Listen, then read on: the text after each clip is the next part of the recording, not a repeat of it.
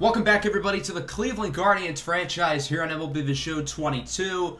We are currently in the month of September, winding down the regular season, just 2 episodes away from the postseason, and it's looking like we're probably going to make it. Currently 83 and 64. We've gotten off to a pretty hot start here currently in the month of September. As it stands now, we are 7 games behind the White Sox for first place in the division. Doesn't seem very realistic that we catch up. It's possible, but strongly unlikely. We currently hold the second wild card spot by a comfortable margin in the American League.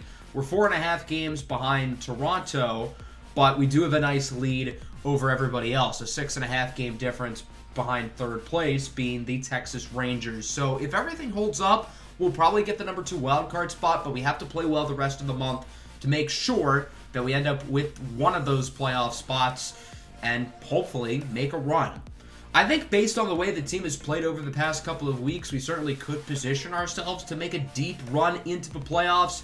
Last episode, we had our September call-ups where we brought up a couple minor leaguers, including our number 1 draft pick of the series, Zane Rowley. Obviously, it's a very small sample size, but so far so good. He's hitting .407.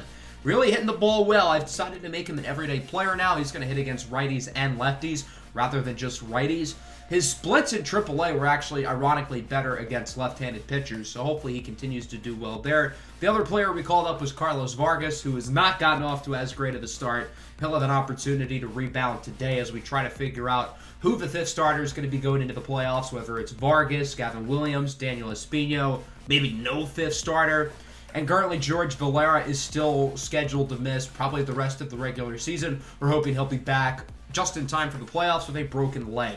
So we have a 3-game series coming up against Toronto. We have history with these guys. We played in a 5-game series against them last year in the playoffs, which we unfortunately lost. We're probably going to play against them in the wild card game this year, assuming we don't catch Chicago or they don't catch the Yankees. So big 3-game series between these two teams to try to get a little bit of momentum entering the likely wild card matchup within a couple of weeks between these two teams. Currently, Toronto is projected to host the game.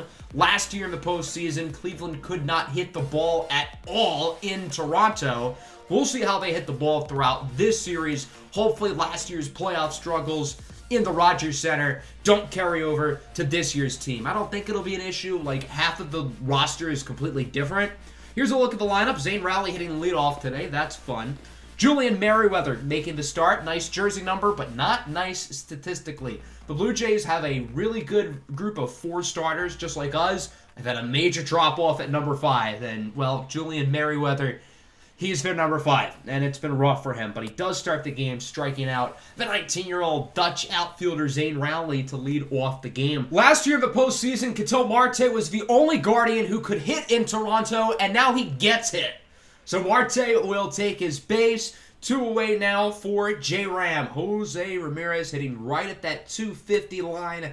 He strikes out on the 98-mile-an-hour fastball. If there's one thing Merriweather can do, he's got a really good swing and miss rate. So just like Toronto, Cleveland's had a hard time figuring out their 5th starter, and they're hoping going into the playoffs that could be Carlos Vargas, who has started in 1 Major League game this season. Didn't perform very well, allowed 4 runs in 3 innings. Hoping to do better today as he starts off by walking Adalberto Mondesi, the leadoff hitter. That'll bring up Adam Frazier. He goes down on the high slider. Nice pitch up and away in the zone by Vargas. 2 away for Bo Bichette. Rips this one into center field. That'll go for a hit. The speedy Mondesi heads to third. Throw from Sanchez, obviously not in time. So Toronto has runners on the corners. A big opportunity to strike early, and it looks like they will not, as Lourdes Gurriel Jr. grounds out to second. Ramiro flips it over to short. So the Blue Jays get a couple of base runners, but aren't really able to do anything with them. We'll see if Cleveland can get any sort of offense going here in the 2nd inning. Franmil Reyes, the Franimal, who's been red hot to start September, goes down on the 12-6 curve. No Cleveland player has put the bat to the ball in fair territory yet. Every batter is either struck it out or, in Ketel Marte's case, gotten hit by a pitch. Quite the start here for Merriweather, who gets the hat trick in the bottom of the 2nd. That's 3 Ks in a row for Merriweather. He's looking good so far early.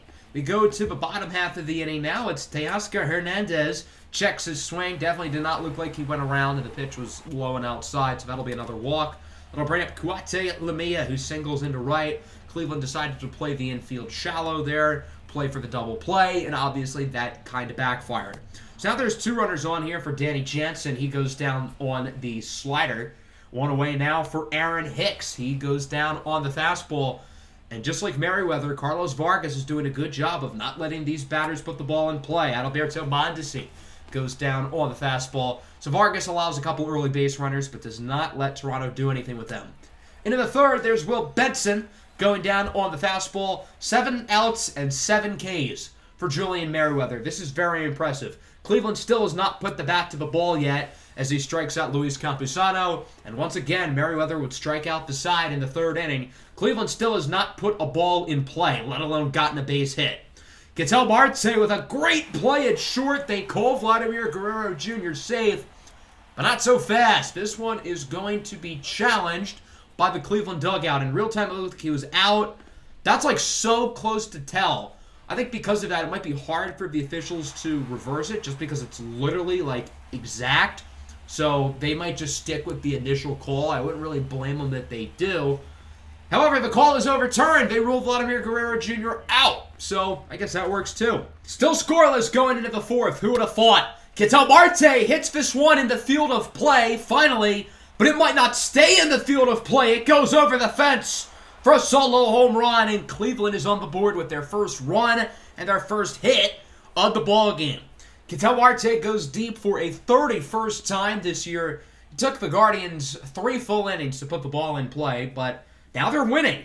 Jesus Sanchez draws a walk, so ball isn't in play, but productive at that because it leads to a base runner.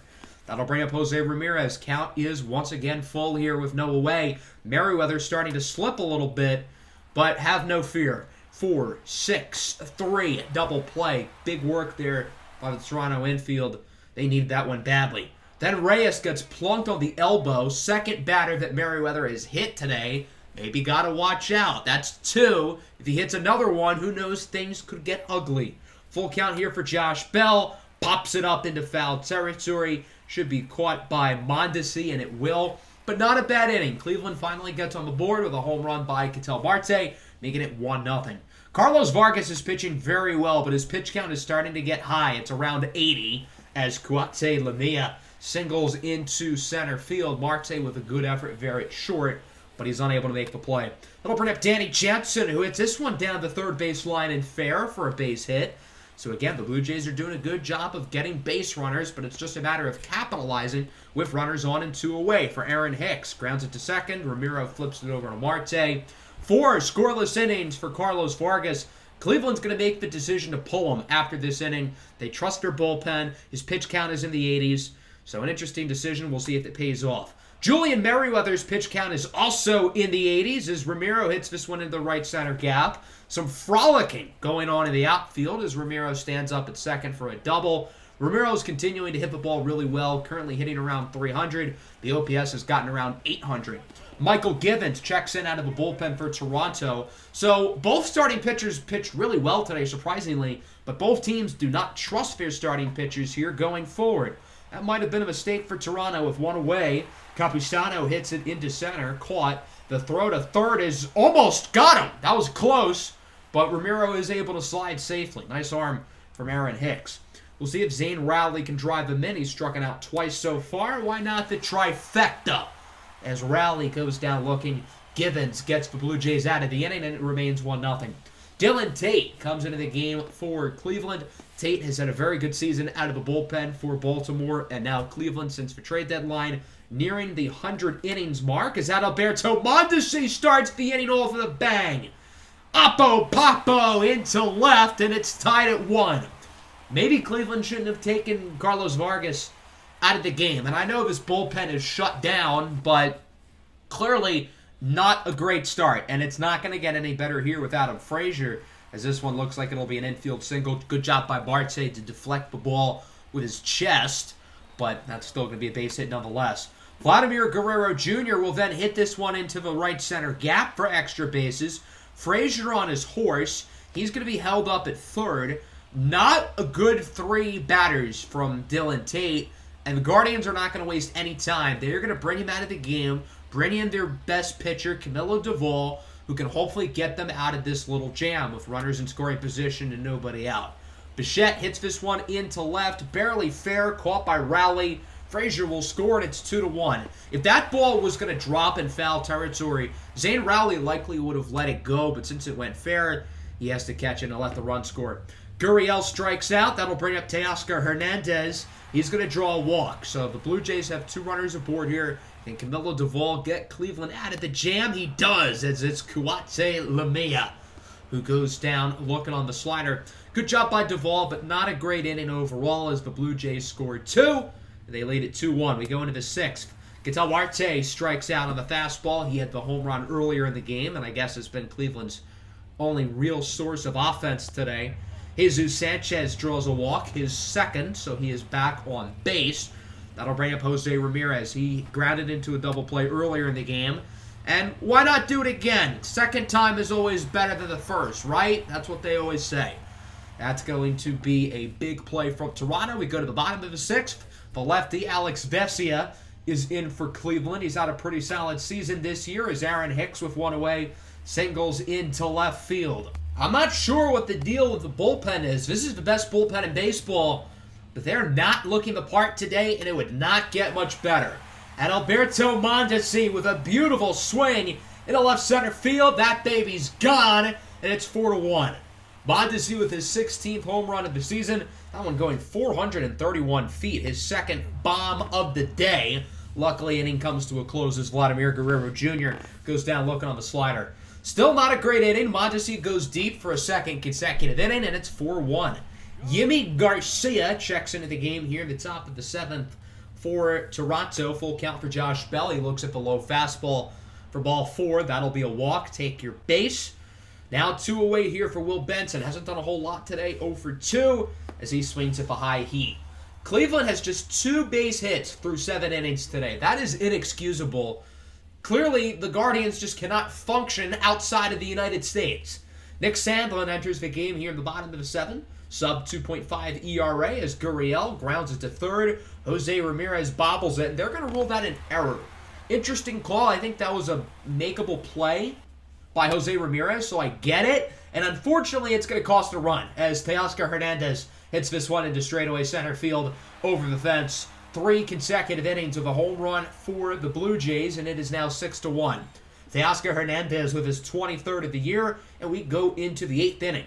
Seth Lugo is in for Toronto. This is Zane Rowley. Bloops this one into center. That'll drop for a hit. Cleveland's first base hit since the 5th inning. Just their 3rd of the day. Just looking for any form of offense.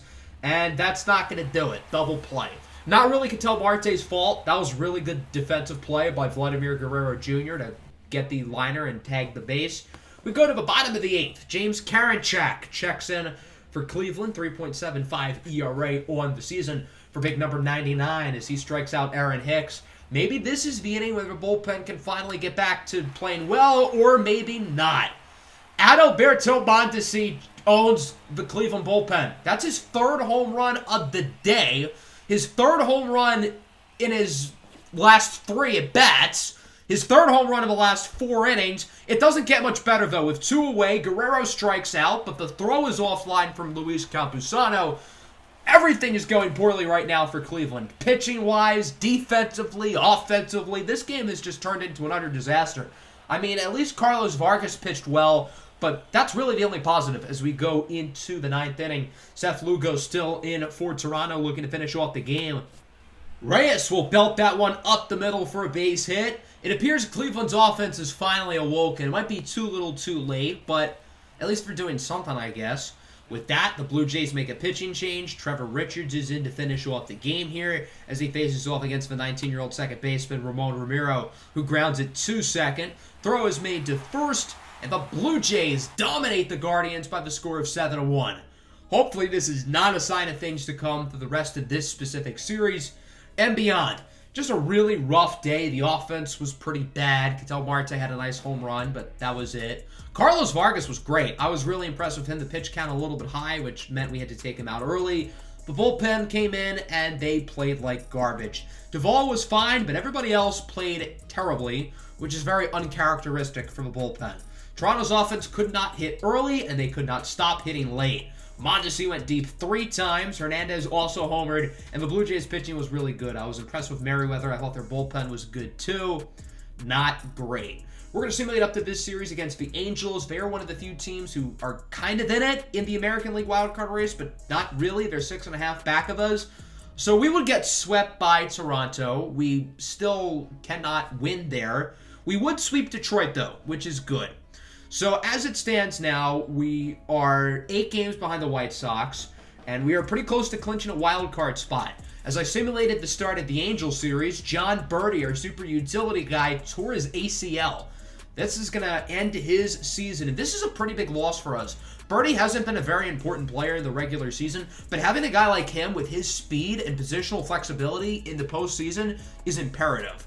So we're going to be bringing up Luis Rengifo, a switch-hitting second baseman who is currently playing in AAA. He's been okay this year in AAA Columbus, has some big league experience, mostly with, ironically, the Angels. So he's going to be our John Birdie, but I guess slower.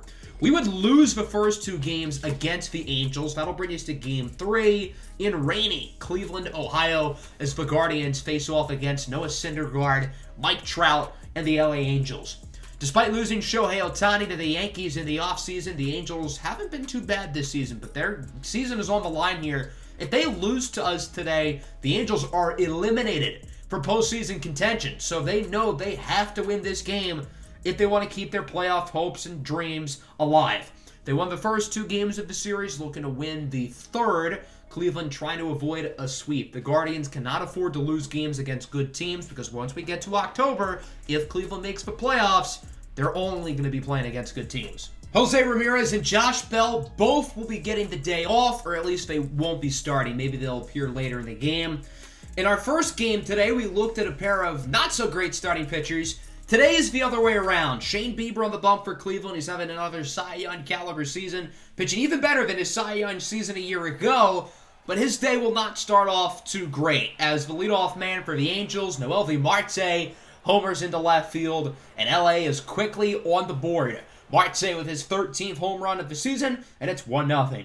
Adrian Placencia next up for the Angels. He strikes out. Good job by Bieber to rebound after allowing the early home run. That'll bring us to the best player of this generation, Mike Trout, as he goes down on the slider. That pitch a little bit out of the zone, but Bieber fools him. As good as Shane Bieber has been, Noah Syndergaard has been maybe even better for the Angels. 2.26 ERA, 1.10 whip. And for whatever reason, they had Austin Hayes starting at third base in the initial lineup. Nico Horner will sub in for him. A mental blunder there by the Angels. I don't know why they had Austin Hayes there to begin with. And now they won't be able to use Hayes later in the game if needed. So, mental blunder there by a team who knows a thing or two about that. 1, 2, 3, bottom of the first. We go into the top of the second. Max Kepler with a Max moonshot into right center field. A no-doubter, and the Angels lead 2-0. They have led off the first inning with a home run, and now the second inning with a homer. Kepler's 16th of the year, 447 feet, an absolute nuclear missile. Connor Joe goes down on the slider. Good pitch by Bieber. Feels like every AB today for the Angels has either been a homer or a strikeout, and that theme continues here with Max Stassi, who goes down on the slider. Bottom 2, here's Franmil Reyes, still red hot over really the entire month. He's going to hit this one into the gap, looking for extra bases. That should be a double. Great way to start the inning here for Franmil Reyes. And now the Guardians have a runner in scoring position with nobody out and a real opportunity to do some damage of their own offensively. That'll bring up Ramon Ramiro. 3.01 batting average for the young kid on the block, as this one goes into the right center gap as well. Again, looking for extra bases. Reyes scores with ease. RBI double for Ramon Ramiro, and the Guardians cut the lead in half, as it is now a 2-1 ball game. Ramiro with his 20th double of the season. Zane Rowley draws a walk. Rowley's got pretty good plate discipline. Maybe not as good as Ramon Ramiro, but he's still got a pretty good eye there at the dish. Now second and third here. One away for Dansby Swanson. This one is hit into right. Caught. Ramiro's going to head home. Gutsy decision, and the throw to the plate is in time. A perfect on-target throw from the right fielder. That's Magneuris Sierra, who launches a laser to home plate. If that throw was just a little bit off, I think Ramiro would have been safe. I don't think that was a bad decision to send him. Just an unreal throw from Sierra. So it remains 2-1 as we go into the third. Speaking of Magneuris Sierra, he's going to lead off the inning here for the Angels as this one goes down the third base line looking for a base hit. And Sierra is aboard there on first base with nobody away. Good start for Sierra. Throws out the runner, gets a base hit. Life is good. Adrian Placencia then singles into center.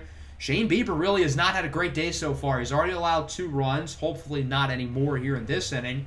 However, the next batter is Mike Trout. And you see, that's a problem because Trout is pretty good at baseball. Magneuris Sierra will score. It's an RBI double for Mike Trout. And the Angels now lead this game 3-1. And they still have runners in scoring position with just 1 away. For Anthony Rendon, he goes down to the slider. Big pitch there by Shane Bieber. We'll see if he can finish off the inning here against Kepler, and he does. He goes down looking on the fastball. So the Angels score another run. They've gotten on the board in all 3 innings so far as we go to the bottom of the third.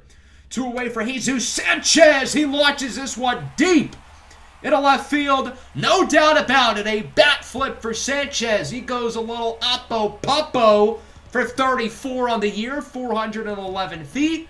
And the Guardians make it a 3-2 ball game. So, of course, when we see 2 bad starting pitchers, there's no offense. And with 2 good starting pitchers, it's all offense. And I guess a little defense there. Great play at second by Adrian Placencia to rob Ketel Marte of the base hit. Into the 4th inning we go now. Connor Joe rips that one between the shortstop and the third baseman for a leadoff single. And again, the Angels are continuously getting base runners with no problem. I have to imagine Cleveland's got to get the bullpen starting to warm up. 2 away here for Magneuris Sierra. He'll single into left. So now there's 2 on, 2 away. A huge opportunity for the leadoff man, Noelvi Marte. He draws a walk. So now the bases are loaded for Adrian Placencia, who just had a great defensive play in the previous inning. 1-1 pitch. This one is ripped past Ketel Marte for a base hit. 1 run scores. Sierra looking to make it 2. He is safe. 2-run single for Adrian Placencia. Shane Bieber's rough day continues and will come to an end. Camilo Doval enters here for Cleveland.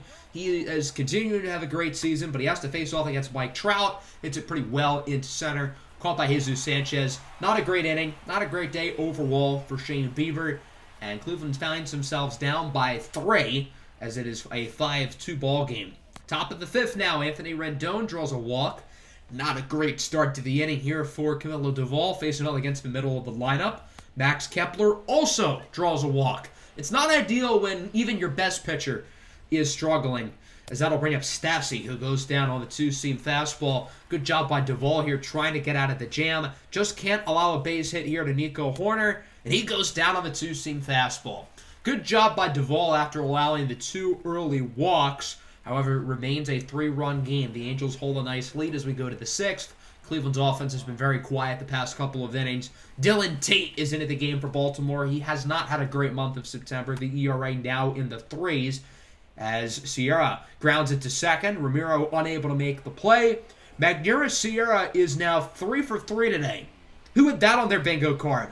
Noelvi Marte will then gloop this one to the pitcher. The throw is offline and not in time. It feels like everything that has been possibly able to go wrong for Cleveland in these 2 games today has gone wrong. And it's not going to get any better here as Placencia singles into right. Sierra scores. Marte to third. It's now 6-2. Runners on the corners. Nobody out for Mike Trout. This one is grounded to short. The Cleveland Guardians are going to look to get 2 here. They only get 1 because Mike Trout is really fast. He's also really good at everything else. Run scores. Run would have scored anyway, even if they had been able to turn 2. Rendon will then go down on the circle change. Good pitch there by Tate, looking to make it out of the inning, which he would. Bottom 6, still 7-2. Sanchez rips this one down the line and fair. He homered in his last at-bat. Cleveland's offense has done Jack Diddley squat since then, but he will roll into second for a double. Maybe this is where the Guardians can start their rally. That'll bring up Franmil Reyes. 1-2 pitch on its way with 2 away. Grounds it to short. Marte fields it cleanly, and it remains 7-2. Cleveland's going to need a big comeback here in the final 3 innings if they want to win this game. Miguel Castro is now into the game for the Guardians, 3.49 ERA. Took a little bit to get his footing after he was acquired via trade, but Castro's been pretty good as of recent as he strikes out Connor Joe. Looking to do the same against Horner. He's not quite able to, but it is a fly out to left, and it's a 1-2-3 inning. First 1-2-3 inning since, like, I don't know if there's been a 1-2-3 inning from the Cleveland pitching staff in either game today. That's wild. I mean, Cleveland's pitching staff is so good, but today has very clearly not been their day. Bottom 7, Ramiro grounds it to third. Rendon bobbles it. The throw to first is in time. That was a close play. In real time, I think he was out, but Cleveland figures they can only use this challenge until the end of the 7th inning, so they might as well. Like, why not? What do you lose? Again, I don't think he was safe there, but it's worth another look, and maybe my initial judgment will be wrong. As you can see, ball's in his glove. Yeah, he's out. But worth a try, I guess. No harm, no foul. That'll bring up Josh Naylor, who's kind of struggled today at the plate, hoping to get something going. Rips it into center field for a base hit. With 2 away, Cleveland's looking to get something going here offensively. The bottom of the lineup is up. However, Cleveland's going to go to their deeper-than-normal bench today, which happens to include Jose Ramirez, who will hit this one nicely into center. Trout unable to make the play. Naylor advances to third. That'll be a double for Jose Ramirez. So now there's 2 on, 2 away. And again, Cleveland's going to go back to the bench against Sam Bachman, who checks in for Noah Syndergaard. Great performance for Syndergaard. He absolutely outplayed Shane Bieber. Josh Bell coming in to replace Dansby Swanson. Full count pitch. Grounds it off of Bachman's leg. Would have been a base hit if it was like a few millimeters to the left. But unfortunately, that's not how the cookie crumbles. Still 7-2 here going into the 8th inning. Alex Vesia checks in for Cleveland as he allows a walk to Magneuris Sierra, who has now reached base in his first 4 plate appearances. Vesia gets through the rest of the inning, finished off by a strikeout against Mike Trout. Remain 7-2 here going into the bottom of the 8th. If Cleveland wants to start a comeback, it's got to start now, pretty much. They've had a few opportunities, haven't capitalized. Not a great start to the inning as Manuel Margot checks his swing for the first out of the frame. 2 gone now for Ketel Marte. Rips this one into left field. The left fielder unable to make the play, so that goes for a base hit. Maybe this is where the Guardians can finally get something going. They've got a runner aboard here for Franmil Reyes. Full count pitch on its way. Outside and high slider. So that's going to be a walk. Now there's 2 runners aboard and 2 outs. The next 2 batters, Ramon Ramiro and Zane Rowley, the 2 19-year-old kids. Starting with Ramiro. Hits this one high and deep. In a right center field, that one will bounce in front of the wall. 1 run scores. Reyes looking to make it 2. It's going to be a close play at the plate, and he is safe by seconds.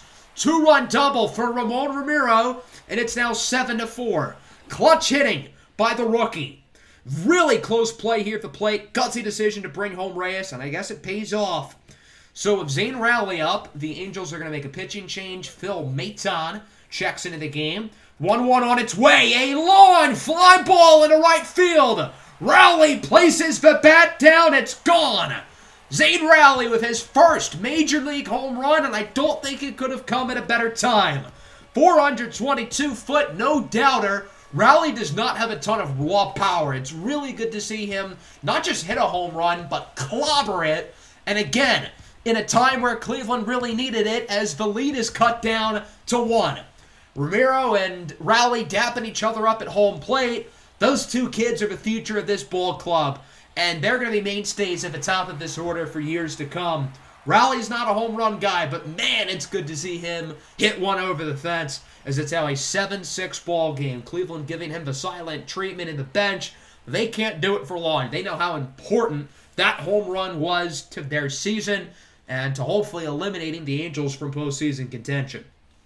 That'll bring up Luis Campusano. He goes down on the slurve. Nice pitch by Maton, but still a great inning. The Guardians score 4, and they cut the lead to 1. James Karinchak checks into the game here for the Guardians in the top of the 9th. 3.86 ERA, 69 nice strikeouts on the season. There's number 70. He gets Rendon to go down on the fastball. 1 gone now for Kepler. Rips this one, bouncing in front of a wall for maybe the hardest hit single I've ever seen, but Margot gets to it quick enough to where he can't really go further. Max Stassi strikes out. Good inning for Karinchak. That brings us to the bottom of the 9th. The Guardians scored 4 in the last inning. Here they only need 1 to tie and 2 to win. However, it's going to be against one of the better closers in baseball, Raisel Iglesias, looking for save number 47. Iglesias is a 2.55 ERA as he starts with Jose Ramirez. Got a base hit in his last at bat off the bench, and Ramirez ties it! A no-doubter into center field. What a comeback from the Cleveland Guardians as it's now 7-7. Ramirez flying like a jet across the bases, number 38 on the year for him, 442 feet, a no doubt about it. That'll bring up Jesus Sanchez with 2 away. 2-2 pitch on its way. This one popped into shallow left. Should be caught, and it will. This game is headed to extras. Cleveland scores 5 runs in the final 2 innings to tie it at 7.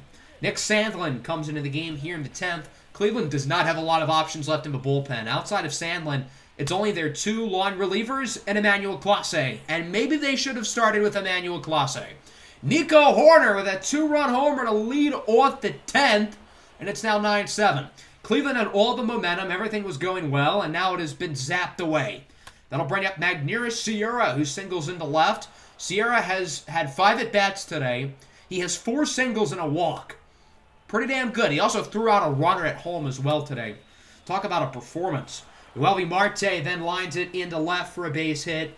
Not a very good inning for Sandlin. He allows a 2-run homer, and he allows 2 base hits. I think Cleveland's regretting not bringing Emmanuel Clase in earlier. So they're going to right their wrongs and bring Clase into the game now, hoping to pad the bleeding and keeping it as a 2-run game going into the bottom of the 10th. Adrian Plasencia goes down on the 97-mile-an-hour fastball, got him looking low and away. That'll bring up Trout. He also goes down looking, this time on the cutter. Clase's got some nasty pitches. How about the slider? Gets Rendon swinging. Emmanuel Clase strikes out the side, but the Angels score 2. That'll bring us to the bottom of the 10th. Raisel Iglesias still on the mound for the Angels as Ketel Marte drives in the extra innings runner with a single. That's Sanchez. It's now 9-8. Tying run on base, winning run at the plate. Huge opportunity for Cleveland. It will not be against Iglesias. Instead, it'll be against Casey Sadler looking to get the save once and for all. Franmil Reyes goes down on the curveball. Great pitch there by Sadler. Now the game comes down to the rookie, Zane Rowley, with his first career homer in his last at-bat. Checks his swing on the low sinker for strike 3. And the Angels take it home 9-8. Cleveland gets swept by the LA Angels here at home. Not ideal, especially considering that we're a little bit over a week away from the wild card game. And, I mean, Cleveland doesn't look as good as they did earlier in the month. Hopefully the Guardians can get their act together. The pitching today was not great. Shane Bieber struggled. The bullpen, for the most part, they were actually pretty good. I'll hand them their flowers. They were a lot better today. The offense couldn't hit for 7 innings, and I do like that the offense came alive late, but ultimately too little too late. We used pretty much our entire bullpen today for what it's worth, other than the 2 long relievers, which I guess that's something. So that's pretty much going to wrap up the episode as it stands now with 2 more series left to go in the regular season. I think Cleveland has got a lot more questions than answers right now. We still are not playing consistent baseball. We're currently 86-70 with 2 road series against the White Sox and the Twins. So for all we know, that might have been our last home game of the season, assuming the wild card game is in fact on the road. So as everything stands, the White Sox have officially clinched the Central. The Blue Jays have not only clinched a playoff spot, but they will, no matter what, have a better record than us at the end of the season. The Yankees have clinched the division over Toronto, so this means the Blue Jays, no matter what, will host the wild card game, and it will probably be against us. Unless we utterly collapse the final 6 games of the year, we should be fine, but there's no guarantees. We got to go into these 6 games like our season's on the line. We should be able to clinch that second playoff spot probably before the Minnesota series, and if not, Minnesota's really bad. So I think in that case we'll be fine. We're also going to cover the minor league playoffs in the next episode as well, so that should be fun. And then after that, we'll get to the postseason, most likely in 2 episodes from now. Barring something crazy, we're going to have the wild card game in Toronto against the Blue Jays. Make sure to leave a like and subscribe to the channel if you are new. Peace out.